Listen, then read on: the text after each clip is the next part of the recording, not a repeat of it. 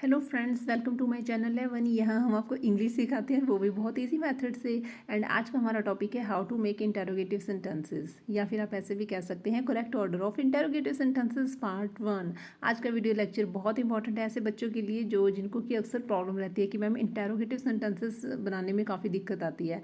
और स्पेशली जो हमारा आज का टॉपिक है ना, ये टॉपिक कहीं ना कहीं इंपॉर्टेंट उन बच्चों के लिए भी है जो बैंक के रिटन एग्ज़ाम की प्रिपरेशन कर रहे हैं, क्योंकि उसके अंदर 5 मार्क्स के ऐसे क्वेश्चन ज़रूर आते हैं कि आपको एक सेंटेंस दिया जाता है, उसके बहुत सारे पार्ट्स किए होते हैं और आपने उनको करेक्ट ऑर्डर में लगाना होता है। तो आज के वीडियो लेक्चर के अंदर कहीं ना कहीं आप इंटेरोगेटिव सेंटेंसेस के करेक्ट ऑर्डर को भी सीखेंगे। तो देखते रहिए इस वीडियो को एंड तक ध्यान से। Without any delay let's start. First of all, हमारा जो इंटेरोगेटिव सेंटेंस होता है वो बनाना बहुत ही ईजी होता है। सबसे पहले हमारी जो भी हेल्पिंग वर्ब होती है, हमने उसके अंदर हेल्पिंग वर्ब को सब्जेक्ट से पहले लगाना होता है। In questions we put helping verb before subject. Example, Simran is dancing. देखिए, सिमरन यहाँ डांस कर रही है। सिमरन इज डांसिंग एक अफर्मेटिव सेंटेंस है। अगर आप इस सेंटेंस के अंदर अपनी हेल्पिंग वर्ब को सब्जेक्ट से पहले लेके आते हैं, यानी कि इज को सिमरन से पहले लेके आते हैं, इज सिमरन डांसिंग, तो ये आपका इंटेरोगेटिव सेंटेंस बन जाता है। यानी कि सिंपल सा है, जो भी आपकी हेल्पिंग वर्ब है सेंटेंस के अंदर, आपने उसको सब्जेक्ट से पहले लेके आना है। सेकंड एग्जांपल देखिए, प्रीति इज राइटिंग। ये अफर्मेटिव सेंटेंस है, लेकिन जब आप इज को प्रीति से पहले लिख लेते हैं, इज प्रीति राइटिंग, तो ये आपका इंटरोगेटिव सेंटेंस बन जाता है। ये तो बात हुई सिंपल सेंटेंसेस की। अब हमारे मेन टॉपिक की तरफ चलते हैं। हमारे जो सेंटेंसेस होते हैं कई बार कुछ लंबे बन जाते हैं और वो बन जाते हैं do you know, I know, how can, where can I, कुछ इस टाइप से सेंटेंसेस बन जाते हैं। अगर आपका सेंटेंस शॉर्टकट में WH फैमिली से स्टार्ट हो रहा है, डायरेक्ट क्वेश्चन पूछा गया है, तो ऐसे सेंटेंसेस में वही रूल लगेगा, आप हेल्पिंग वर्ब को सब्जेक्ट से पहले लिखेंगे। अदरवाइज लॉन्गर सेंटेंसेस में आप हेल्पिंग वर्ब को सब्जेक्ट के बाद लिखेंगे। किस तरह से, देखिए हमारे पास एक क्वेश्चन है, where has Vaishnavi gone. Vaishnavi कहाँ गई है या कहाँ जा चुकी है, वैष्णवी कहाँ गई। अब देखिए, इसके अंदर डायरेक्ट क्वेश्चन पूछा गया है WH फैमिली से। आप WH वर्ड फैमिली से आपका जो है सेंटेंस स्टार्ट हो रहा है। लेकिन अगर इस सेंटेंस को थोड़ा सा लंबा कर दें, डू यू नो, क्या आप जानते हैं, वेयर वैष्णवी हैज़ गॉन, तो इस सेंटेंस के अंदर हमने हेल्पिंग वर्ब को सब्जेक्ट के बाद लिखा है। तो यानी कि हमारे पास कंक्लूजन क्या निकलता है कि जब भी आपका सेंटेंस WH फैमिली से स्टार्ट होता है, ये शॉर्टर सेंटेंस है, तो आप उसके अंदर हेल्पिंग वर्ब को सब्जेक्ट से पहले लिखेंगे। अगर आप सेंटेंस को किसी दूसरी फॉर्म के अंदर बता रहे हैं, तो उस फॉर्म के अंदर आपका सब्जेक्ट पहले आएगा, हेल्पिंग वर्ब बाद में आएगी। यानी कि word order change when the sentence become longer. इसके बहुत सारे एग्जांपल हैं, और भी एग्जांपल्स मैं आपको बताऊंगी और उसके बाद हम इसकी एक्सरसाइज भी करेंगे। देखिए इसकी और example, where can I find Anjali. मैं अंजलि को कहाँ ढूंढ सकती हूँ। और इसी सेंटेंस को आप कैसे लिख सकते हैं, can you tell me where I can find Anjali. इस सेंटेंस के अंदर देखिए आपने लिखा कैन आई, जबकि दूसरे सेंटेंस के अंदर आपने पहले आई लिखा और फिर आपने कैन लिखा। कैन आई का बन गया आई कैन। क्यों बना, क्योंकि इस सेंटेंस के अंदर आपने कैन यू टेल मी, आपने ये चीज़ ऐड की थी। आपका सेंटेंस वेयर से स्टार्ट नहीं हो रहा है, तो आप अपने सेंटेंस के अंदर सिर्फ इस बात का ध्यान रखें कि आपका सेंटेंस कहाँ से स्टार्ट हो रहा है। और आपके सेंटेंस का जो ये स्ट्रक्चर है ना, जो इसकी एक फॉर्म होती है, ये कभी गलत नहीं होगी। Next, what time is it. Time क्या हुआ है, do you know what time it is. अब यहाँ पे इज़ इट का हमने यहाँ पे लिख दिया इट इज़। क्यों लिखा, सिंपल, क्योंकि हमारा ये सेंटेंस WH वर्ड से स्टार्ट नहीं हो रहा है, हमारा ये सेंटेंस स्टार्ट हुआ था डू यू नो से, राइट। आगे देखिए, who are those people. Who are those people, वो लोग कौन हैं। I don't know who those people are. अब यहाँ पे आर आपने पहले लिखा और इस सेंटेंस के अंदर आप आर आपने बाद में लिखा, क्योंकि इस सेंटेंस के अंदर आपने कुछ एक्स्ट्रा इन्फॉर्मेशन आपने दे रखी है, आई डोंट नो। तो इस तरह से लॉन्गर सेंटेंसेस के अंदर हेल्पिंग वर्ब आप बाद में लगाते हैं। एक्सरसाइज की तरफ चलते हैं। Choose the, first of all हमारे पास है tell me what you want. Tell me what you do want, tell me what do you want.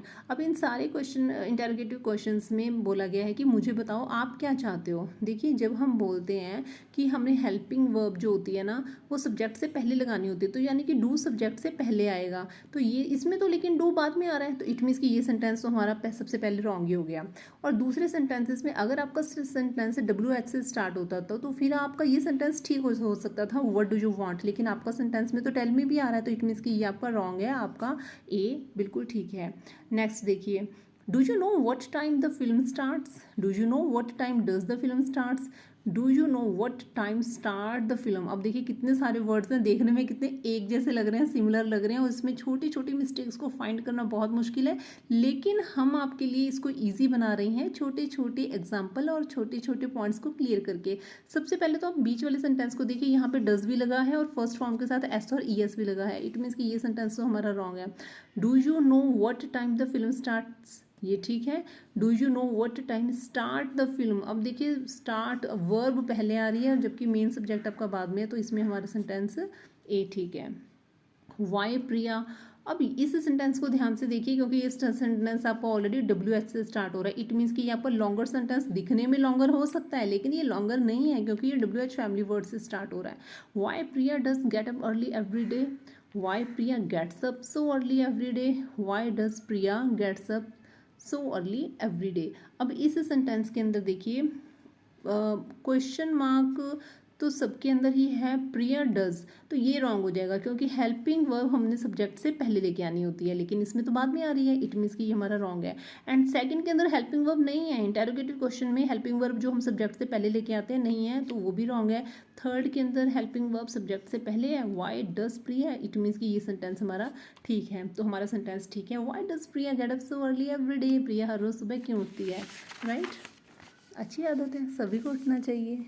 Next, I want to know what this word mean, मैं जानना चाहती हूँ। अब आई want to no, देखिए आपको मैंने बताया था लॉन्गर सेंटेंस, इट मीन्स कि ये सेंटेंस आपका डब्ल्यू एच वर्ड फैमिली से स्टार्ट नहीं हो रहा है, ये लॉन्गर सेंटेंस है और लॉन्गर सेंटेंस के अंदर आपको हेल्पिंग वर्ब देने की जरूरत नहीं है।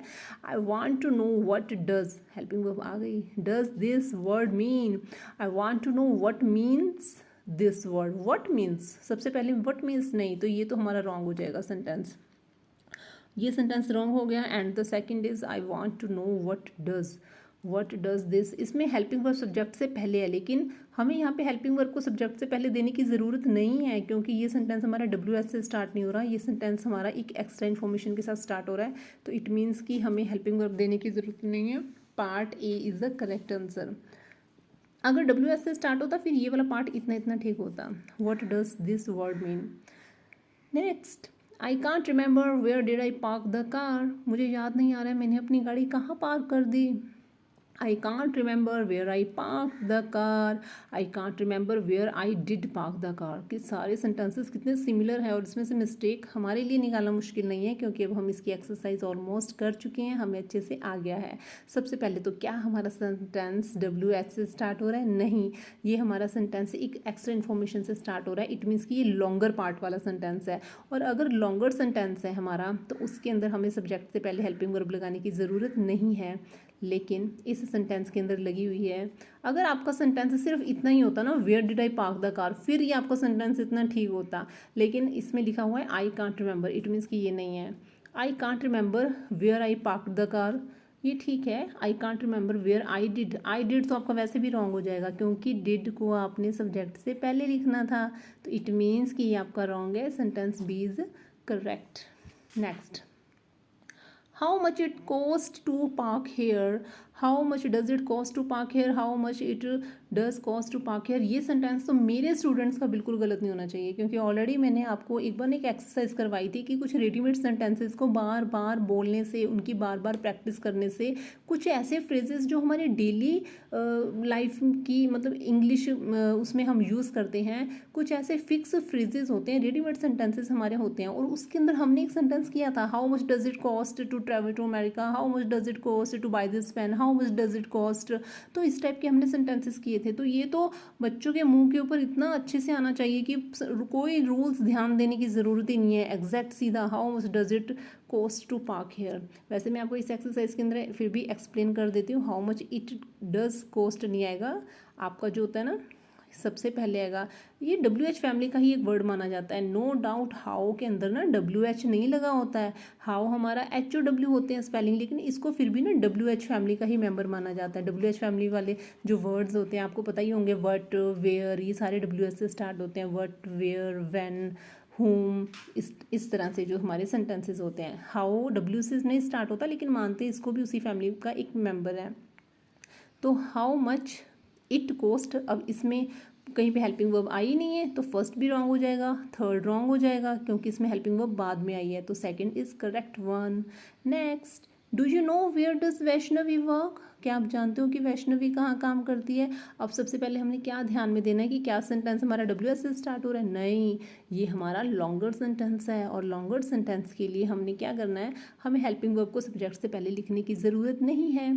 डू यू नो, लेकिन इसके अंदर आ गई, इट मीन्स कि this is wrong. Do you know where Vaishnavi does work? Do you know where Vaishnavi works, ये वाला हमारा सेंटेंस करेक्ट है।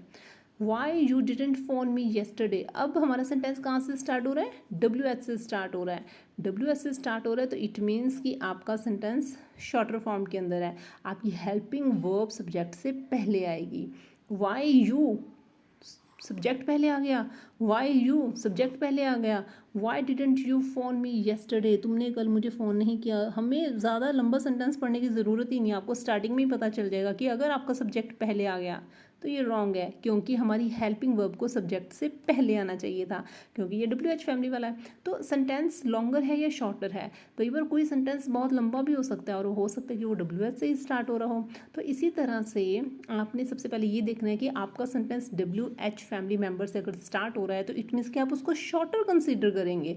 और ऐसे सेंटेंसेस जो डब्ल्यू एच से स्टार्ट होते हैं, ऐसे सेंटेंसेस में आप हेल्पिंग वर्ब को सब्जेक्ट से पहले लिखेंगे। ये हमारा एक बेसिक सा रूल है। In questions we put helping verb before subject, किन के लिए? डब्ल्यू एच फैमिली मेम्बर वाले के लिए। और जो बाकी के सेंटेंसेस हैं लॉन्गर, उनके लिए आपने बाद में लगाना होता है। तो आज की वीडियो लेक्चर के अंदर इतना ही। आई होप आपने बहुत कुछ नया सीखा होगा। अगर आपको ये वीडियो पसंद आई हो तो इस वीडियो को लाइक कीजिए, इस वीडियो को ज़्यादा से ज़्यादा शेयर कीजिए, हमारे चैनल को सब्सक्राइब कीजिए अगर आपने चैनल को अभी तक सब्सक्राइब नहीं किया है। वीडियो देखने के लिए थैंक यू, कीप वॉचिंग।